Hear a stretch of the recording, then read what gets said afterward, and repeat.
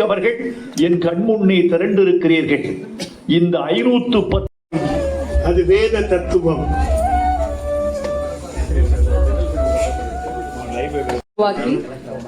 வெற்றி தமிழர் பேரவையின் இறுதியாக ஐயா அவர்களை கௌரவிக்கும் முன்பாக வெற்றி தமிழர் பேரவையின் ஐடி விங்கை சேர்ந்த உறுப்பினர்களை ஐயா அவர்களுடன் ஒரு புகைப்படம் எடுத்துக்கொள்ள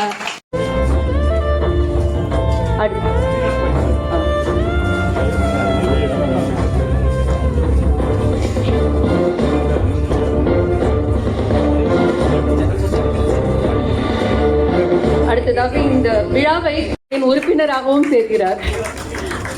ஐயா இன்று முதல் வெற்றி தமிழர் பேரவையின் உறுப்பினராக அவர்கள்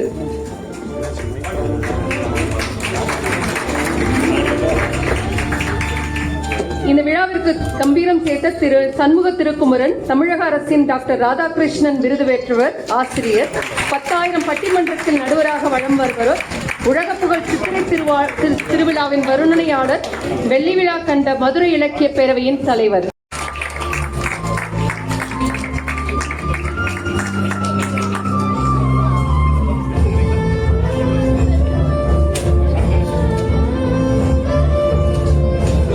இந்த நிகழ்வின் வாயிலாக பெற்று மகிழுங்கள். ஐயாவுடைய அரவணைப்பு.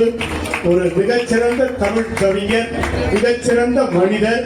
தான் பிறந்த அந்த ஊரிலே அனைவரும் படிக்க வேண்டும் என்பதற்கு மாபெரும் மன்னராக விளங்கிக் கொண்டிருக்கக்கூடிய ஐயா அவர்களுக்கு சிறப்பு செய்கிறார்கள்.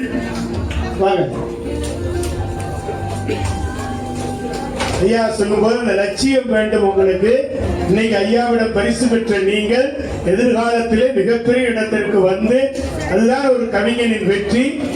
நீங்கள் வளருகிற வரை இருப்பேன் வருபவர் கவி பேரரசு 100,000 ஆண்டு வாழ்க வாழ்க என இங்க இருக்கிற அனைவரும் வாழ்த்தி மகிழ்ந்து கொண்டிருக்கின்றோம்.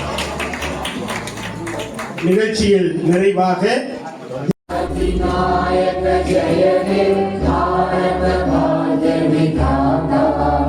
पंजाब सिंध गुजरात मराठा द्राविड उत्कल गंगा विंध्य हिमाचल यमुना गंगा उच्चल जलधि तरंगा तव शुभ नामे जागे तव शुभ आशीष.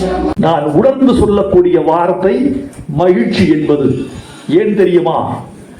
மாநகராட்சி பள்ளி மாணவர்கள் மேடைக்கு வந்து பரிசு பெற்ற பொழுது இவர்கள்தான் நம்மவர்கள், இவர்கள்தான் நம் உறவினர்கள், இவர்களின் பெற்றோர்கள் தான் நம்முடைய பங்காளிகள் என்று நான் நினைக்கிறேன்.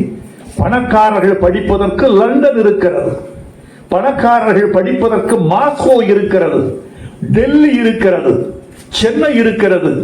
எங்கள் ஏழை மாணவர்கள் கல்வி கட்டணம் கூட செலுத்துவதற்கு வாய்ப்பில்லாத எங்கள் அடித்தட்டு மக்கள் மாநகராட்சி பள்ளியை, அரசு பள்ளியை நாடுகிறார்கள். இந்த நேரத்தில் நான் தமிழ்நாடு அரசுக்கு ஒரு கோரிக்கை வைக்கிறேன். இந்த ஆண்டு வந்திருக்கிற செய்திகள் மகிழ்ச்சியாக இல்லை. இந்த ஆண்டு வந்திருக்கிற புள்ளி விவரங்கள் தமிழ்நாட்டில் அரசு பள்ளிகளில் சேருகிற மாணவர்களின் எண்ணிக்கை சடசடவென்று சரிந்திருக்கிறது என்று ஒரு குறிப்பு வருகிறது. சரியக்கூடாது.